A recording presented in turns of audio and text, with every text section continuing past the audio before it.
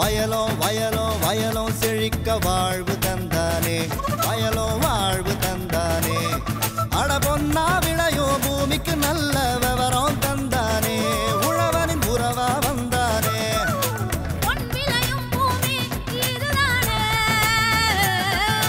வயலோ வயலோ வயலோ செழிக்க வாழ்வு தந்தானே வயலோ வாழ்வு தந்தானே அட பொன்னா விளையோ பூமிக்கு நல்ல விவரம் தந்தானே உழவனின் உறவா வந்தானே தந்தன தந்தன தன தந்தானே மங்களம் பொங்கிட துணை வந்தானே தந்தன தந்தன தன தந்தானே மங்களம் பொங்கிட துணை வந்தானே.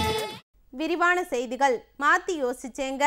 கெண்டை மீன் குஞ்சு வளர்ப்பில் வெற்றி கண்ட பண்ணையாளர் எஸ். புகழேந்தி. இவர் திருவாரூர் மாவட்டம் மன்னார்குடி தாலுகா வடவூர் பகுதியைச் சேர்ந்தவராவார்.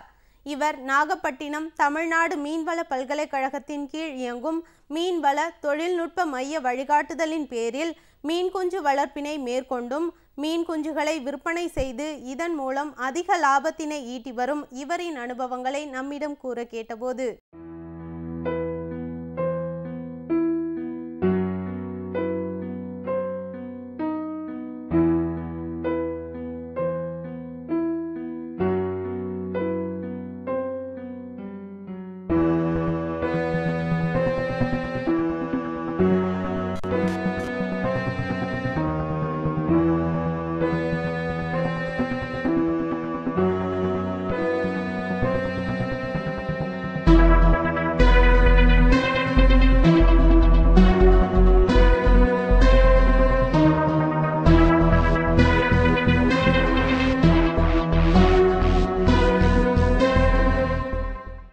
நான் வந்து 1990 மீன் வளர்ப்பு மேம்பாட்டு முகமைன்னு தஞ்சாவூரில் இருந்தேங்க. அதில் ஒரு 15 நாள் ட்ரைனிங் போயிட்டு தொழில் ஆரம்பித்தோம். இந்த தொழிலை ஆரம்பிக்கிறது மெயின் காரணம் எங்கள் அப்பா இதுக்கு முன்னாடி இந்த தொழிலை செஞ்சுட்டு இருந்தாங்க. இது தம்பி நீ போப்பா, என்னால் வேலை இருக்குது, நீ போய் அந்த தொழிலை கற்றுக்கிட்டு நீயே பார்ப்பா அப்படின்னு சொன்னாங்க. அதுலேருந்து தொழில் 90 மீன் வளர்த்தேன். அப்படியே படிப்படியாக அப்புறம் நர்சரி வெட்டி அதில் குஞ்சு ஹேச்லிங்ஸ் அந்த மீன் வளர்ப்பு மேம்பாட்டு முகமையிலே நுண்குஞ்சை வாங்கி வளர்த்து அதை குஞ்சாக விற்றுக்கிட்டு இருந்தேன். யூனிவர்சிட்டியில் ஃபிஷரிஸ் யூனிவர்சிட்டியில் ஒரு ப்ராஜெக்ட் ஒர்க்கு போட்டு கொடுத்தாங்க. அது மீன் குஞ்சு உற்பத்தி அப்புறம் ஆரம்பித்தோம். அது மீன் குஞ்சு உற்பத்தி ஆரம்பித்து ஒரு 7 வருஷமாக மீன் குஞ்சு உற்பத்தி நல்லா பண்ணிகிட்டு இருக்கோம். இந்த மீன் குஞ்சு உற்பத்தி பண்ணுறதுல மெயின் என்னென்னா விதை மீன்களை தேர்ந்தெடுக்கிறது ஒரு விஷயம். அதில் என்னென்னா கட்லாலாம் 3 வருஷம் ஆனால் தான் அது மெச்சூர் ஆகும். 3 வருஷம் ஆன பிறகு மெச்சூர் ஆண் மீன் பெண் மீன் பார்த்து அதை ஃபீடிங் கொடுத்துட்டு April May June July August September வரைக்கும் கூட ப்ரீட் ஆகிட்டு இருக்கும். அது கொஞ்சம் கடைசியில் அதில் செப்டம்பர் மாதத்தோட சீசன் முடிஞ்சு போயிடும். அந்த ஏப்ரல் லாஸ்ட்லேருந்து ஆரம்பிச்சிருவோம். கட்லா மீனுக்கு முதிர்ச்சி அடைகிறதுக்கு 3 வருஷம். அதை மேல் ஃபீமேல் தனித்தனியாக பிரித்து போட்டு 2 பாண்டில் இருந்துக்கிட்டு ஒரு ஃபீமேலுக்கு 2 மேலுங்கிற கணக்கில் இன்ஜெக்ட் பண்ணி போட்டு ஒரு 6 மணிக்கு நைட்டு இன்ஜெக்ட் பண்ணோம்னா விடிய காலம் 6 மணிக்குள்ளே எக்கெல்லாம் ரிலீஸ் பண்ணிடும். இந்த எக்கெல்லாம் கலெக்ட் பண்ணி திருப்பி ஹேச்சரி கொண்டு வருவோம். ஹேச்சரி கொண்டு ஹேச்சரி என்னென்னா ரவுண்ட் ஷேப்பில் இருக்கும். அதுக்கு ஓவர்ஹெட் டேங்க் தேவை. அந்த ஓவர்ஹெட் டேங்க்லேருந்து தண்ணி அதில் 72 மணி நேரமாக சர்க்குலேஷனில் இருக்கிறப்ப கீழே டீப்பெல்லாம் பதிச்சிருப்போம். அந்த 72 மணி நேரத்தில் அது 12 மணி நேரத்துலேயே திருப்பி ஹேட்ச் அவுட் ஆகிரும். ஹேட்ச் அவுட் ஆகி ஒரு 60 மணி நேரம் அது உள்ளே ஓடிட்டுருக்கும்.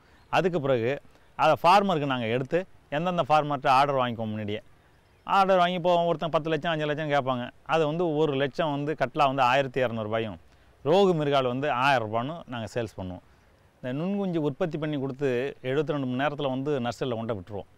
விட்ட பிறகு அதுக்கு மெயின் ஃபஸ்ட்டு என்னென்னா அது விடுறதுக்கு முன்னாடி அந்த பாண்டு ப்ரிப்பரேஷன் ஒன்று இருக்குது. தண்ணி விட்டு சுண்ணாம்பு ஃபஸ்ட்டு அடிக்கணும். தண்ணி விடுறதுக்கு முன்னாடி பாண்டில் சுண்ணாம்பு அடித்த பிறகு தண்ணி விடுவோம். தண்ணி விட்ட பிறகு ஒரு ஏக்கர் பாண்டுக்கு 1 டன் அளவுக்கு சாணம் கரைச்சிடுவோம். கரைச்சிட்டு மொதல் நாள் என்ன பண்ணுவோம்னா மண்ணெண்ணெய் எல்லாம் க்ளீனர்னு ஒரு மருந்து இருக்குது. அதை மொதல் நாள் ஈவினிங் அடிச்சிடுவோம். அடிச்சுட்டு அடுத்த நாள் ஈவினிங் குஞ்சு இறக்கிடுவோம். இறக்கின பிறகு கடலை புண்ணாக்கு தூணும்.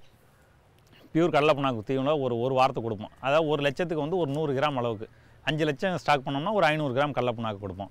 இதாட்டம் ஒரு வாரம் ஒரு 7 நாள் கொடுத்துட்டு அப்புறம் என்ன பண்ணுவோம்னா எந்த அளவுக்கு கடலை புண்ணாக்கு கலக்கிறோமோ அந்த அளவுக்கு தவிடு கலந்துக்குவோம்.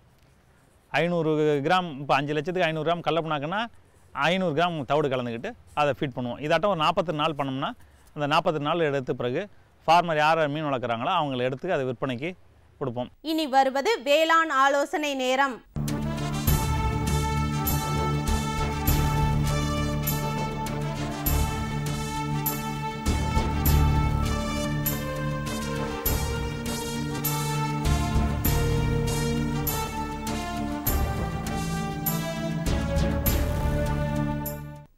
தமிழ்நாடு அரசு வேளாண்மை துறையின் மூலம் விவசாயிகள் குறுந்தானியங்களை பயிர் செய்ய ஊக்குவிக்கும் வகையில் மாநில சமச்சீர் வளர்ச்சி நிதியின் மூலம் குறுந்தானிய ஊக்குவிப்பு திட்டத்தில் பல்வேறு பணிகளை செய்து வருகிறது. இத்திட்டத்தின் சிறப்பம்சங்களை எடுத்துரைக்கிறார் மதுரை மாவட்டம் திருமங்கலம் வட்டாரம் கள்ளிக்குடி வேளாண்மை விரிவாக்க மைய வேளாண்மை உதவி இயக்குனர் GSV அமுதன் அவர்கள்.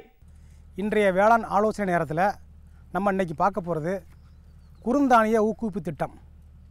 மதுரை மாவட்டத்தில் கள்ளிக்குடி வட்டாரமானது மானாவாரி பயிர்கள் அதிக அளவில் பயிரிடப்படும் ஒரு பகுதியாகும். இந்த பகுதியில் ஒரு 6-7 வருஷத்துக்கு முன்னாடி வரகு மற்றும் குதிரைவாலி பயிர்கள் அதிக அளவில் பயிரிடப்பட்டு வந்தது. பல்வேறு காரணங்களால் அந்த பயிர் இப்போ இல்லவே இல்லை.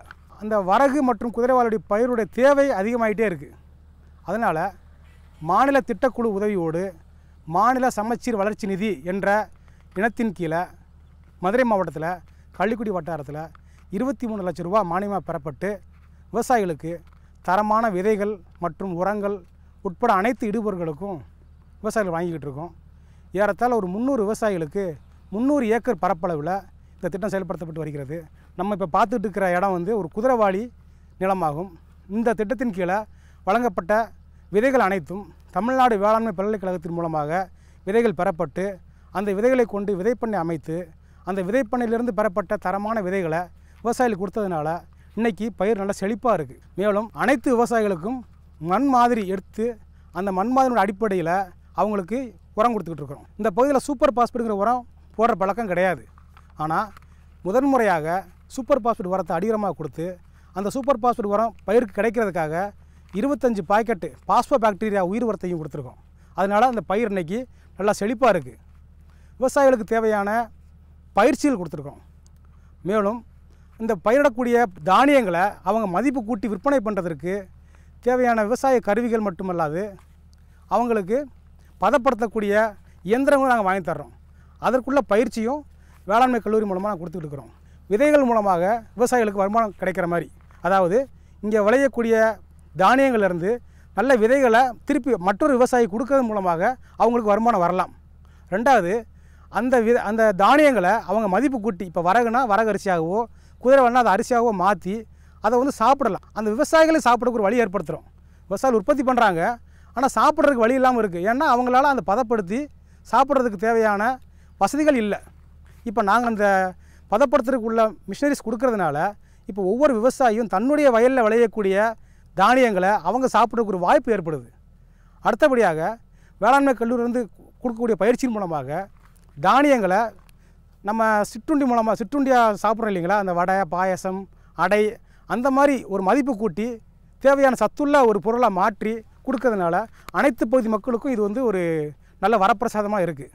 அதனால் இந்த பகுதியில் உள்ள ஒவ்வொரு விவசாயியும் 2 மடங்கு உற்பத்தி 3 மடங்கு லாபம் அப்படிங்கிற தமிழக அரசினுடைய வாக்கை மெய்ப்பிக்கும் வகையில் நாங்கள் இந்த கள்ளிக்குடி வட்டாரத்தில் அதிக அளவில் குதிரைவாலி மற்றும் வரகு பயிருக்கு முக்கியத்துவம் கொடுத்து விவசாயிகளுக்கு ஒரு விழிப்புணர்வு ஏற்படுத்திக்கிட்டு இருக்கிறோம். இப்போ இந்த திட்டத்தில் நீங்களும் சேரணும்னு நினச்சிங்கன்னா சம்பந்தப்பட்ட வேளாண்மை உதவி இயக்குநரை நீங்கள் அணுகுனீங்கன்னா இந்த திட்டம் ஒவ்வொரு வட்டாரத்திலையும் செயல்படுத்துறதுக்கு வாய்ப்புகள்லாம் இருக்குது.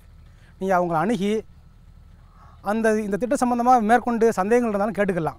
மேலும் நாங்கள் வந்து இப்போ கொடுக்கக்கூடிய இயந்திரங்களோ வேறு பொருட்களோ நாங்கள் தனிநபருக்கு கொடுக்கறதில்ல.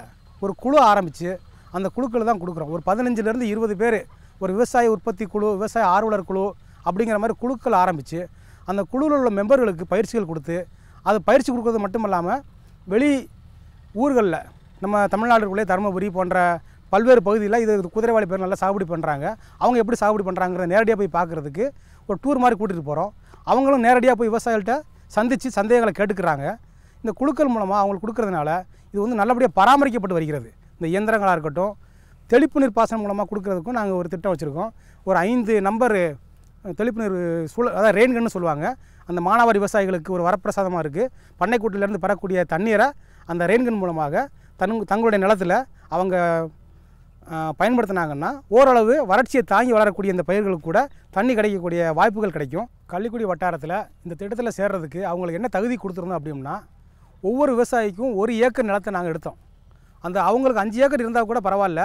ஆனால் 1 ஏக்கர் நாங்கள் வந்து ஒரு செயல்விளக்கத்தின் மூலமாக நாங்கள் கொடுக்கக்கூடிய இழுபொருட்களை நீங்கள் விளைவிச்சு பாருங்கள், எவ்வளோ மகசூல் கிடைக்குதுங்கிறத நீங்கள் டெஸ்ட் பண்ணி பார்த்துக்கோங்கிற முறையில் நாங்கள் ஒவ்வொரு ஏக்கர் ஒவ்வொரு விவசாயிக்கு எடுத்தோம். 300 ஏக்கர், அதாவது மொத்தம் வரகுல 250 ஏக்கரும் குதிரைவாளில் 50 ஏக்கரும் நாங்கள் இந்த பகுதியில் பயிர் செஞ்சுக்கிட்டு இருக்கிறோம். ஸோ 50 ஏக்கர் குதிரைவாளியினுடைய பரப்பு இந்த பகுதியில் இது வரைக்கும் இல்லவே இல்லை. இப்போ தான் முதல் முறையாக குதிரைவாளி பயிர் 50 ஏக்கர் மொத்தமாக இருக்குது. கடந்த 2-3 ஆண்டுகளாக குதிரைவாளி பரப்புலாம் மிகவும் குறைந்த நிலையில் தற்பொழுது இந்த திட்டத்தின் மூலமாக அதிக அளவு பயிரிடப்பட்டு வருகிறது. அது மட்டுமல்லாது இனி வருங்காலத்திலையும் இதை பார்க்கக்கூடிய அருகிலுள்ள விவசாயிகளும் அதிக ஆர்வத்தோட குதிரைவாளி மற்றும் வரக சாகுபடி செய்ய தயாராகிட்டே வர்றாங்கங்கிறதும் ஒரு சந்தோஷமான செய்தியாக இருக்குது. மேலும் இந்த திட்டத்தில் நாங்கள் தயாரிக்கக்கூடிய பொருட்களுக்கு வேளாண் விற்பனைத்துறை மூலமாக அக்மார்க் சான்று பெற்று அதை நாங்கள் மார்க்கெட் பண்ணுறப்ப இன்னும் தரமான பொருட்கள் வாங்குகிறோங்கிற நம்பிக்கை வாங்கக்கூடிய வாடிக்கையாளர்களுக்கும் பயனாளிகளுக்கும் ஏற்படும். கள்ளிக்குடி வேளாண்மை விரிவாக்க மையமானது தமிழ்நாட்டிலேயே ISO தரச்சான்றிதழ் பெற்ற ஒரு அலுவலகமாகும். அதனால் குவாலிட்டி மேனேஜ்மெண்ட் சிஸ்டத்தில் நாங்கள் ISO வாங்கினதுனால அங்கே கொடுக்கக்கூடிய அனைத்து பொருட்களும் தரமாகவும் இருந்துக்கிட்டு இருக்குது. அதனால் விவசாயிகளும் நம்பிக்கையாக வாங்கிட்டு இருக்காங்க. இதே மாதிரி திட்டத்தை அனைத்து பகுதிகளில் உள்ள விவசாயிகளும் பயன் அடையணும் அப்படின்னா சம்மந்தப்பட்ட வேளாண் விரிவாக்க மையத்தை தொடர்பு கொண்டீங்கன்னா அவங்களும் அவங்க ஏரியாவில் என்னென்ன கிராப் நல்லா இருக்குமோ அதுக்கு தேவையான உதவிகள் பண்ணுறதுக்கு தமிழ்நாடு அரசு வேளாண் மையத்தை தயாராக இருக்குது என்பதை இந்த தருணத்தை தெரிவித்துக் கொள்கின்றேன். மேலும் விவரங்கள் பெற GSV அமுதன் அவர்களை 094426409119 என்ற கைபேசி எண்ணில் தொடர்பு கொள்ளலாம்.